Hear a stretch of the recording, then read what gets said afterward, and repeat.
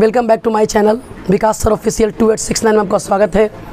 इससे पहले हम आपको बताए थे कि खनिज किसे कहते हैं, खनिज कितने प्रकार के होते हैं। ठीक है, खनिज दो प्रकार के होते हैं, एक धात्विक और एक अधात्विक। तो धात्विक में मैंने दो बताया था, एक लौह खनिज, एक अलौह खनिज। और अधात्विक में मैंने दो को बताया था, एक कार्बनिक और एक अकार्बनिक। तो यहाँ तक मैंने पढ़ा चुका था।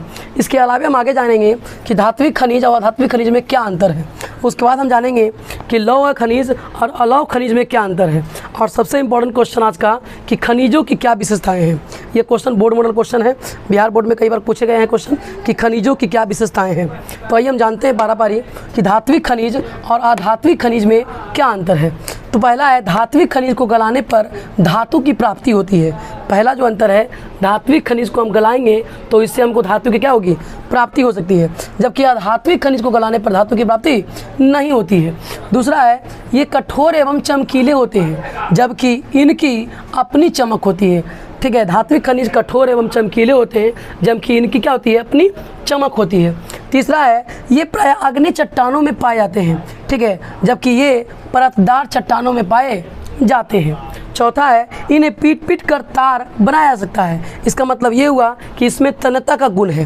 तन्यता किसे कहते हैं, किसी धातु का वह गुण जिसे खींच कर हम लंबा तार के रूप में बना सकते हैं, तो उसे तन्यता बोलते हैं। तो इन्हें पीट कर हम तार के रूप में बना सकते हैं, जबकि इन्हें पीट कर तार के रूप में हम नहीं बना सकते हैं। चौथा पाँचवा है, ये आघात वर्धता होते हैं। मतलब इसमें जो गुण होता है आघात वर्ध का गुण होता है। मतलब इसे हम पीट कर चादर के रूप में, पतली चादर के रूप में बना सकते हैं, जबकि ये आघात वर्ध नहीं होते हैं, इसे हम पतली चादर के रूप में नहीं बना सकते हैं।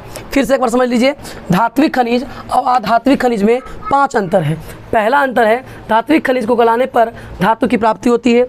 दूसरा, अधात्विक खनिज को गलाने पर धातु की प्राप्ति नहीं होती है। दूसरा है, ये कठोर एवं चमकीले होते हैं, इनकी अपनी चमक होती है। तीसरा, ये प्राय आग्नेय चट्टानों में पाए जाते हैं, ये प्राय परतदार चट्टानों में पाए जाते हैं। इन्हें पीट कर तार बनाया जा सकता है, इन्हें पीट कर तार नहीं बनाया जा सकता है। यानी कि इन्हें ये जो होते हैं तन्यता का गुण इसमें होता है, इसमें तन्यता का गुण नहीं होता है। ये आघात वर्ध होता है किसी धातु का वह गुण जिसे हम पीट कर पतली चादर के रूप में आसानी से बना सकते हैं। तो ये इसमें गुण होता है, इसमें आघात वर्ध का गुण नहीं होता है। इसके बाद हम जानेंगे लौह खनिज और अलौह खनिज में क्या अंतर है। धात्विक खनिज में मैंने 2 बार में बताया था, एक लौह खनिज, एक अलौह खनिज। और अधात्विक को मैंने बताया था कार्बनिक और अकार्बनिक। तो लौह खनिज और अलौह खनिज में अंतर जानेंगे। सबसे पहला कि जिन खनिजों में लोहे का अंश पाया जाता है, जिन खनिजों में लोहे का अंश पाया जाता है उसे हम लौह खनिज कहते हैं, और जिन खनिजों में लोहे का अंश नहीं पाया जाता है उसे हम अलौह खनिज कहते हैं। जैसे लौह अयस्क में आ जाएगा हेमाटाइट, मैग्नेटाइट, लिमोनाइट।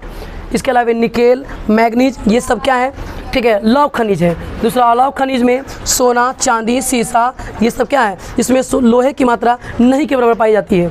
तीसरा है, ये धूसर और मटमैले होते हैं। ये धूसर मटमैला रंग का होता है जबकि ये विभिन्न रंग के होते हैं। ये धूसर मटमैला रंग का होता है जबकि ये विभिन्न रंग के होते हैं।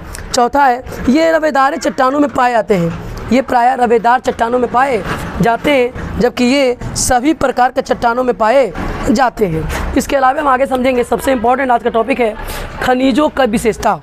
खनिजों की विशेषता कि खनिज की क्या विशेषता है। तो खनिजों का वितरण जो होता है, खनिजों का वितरण पृथ्वी पर असमान रूप से है।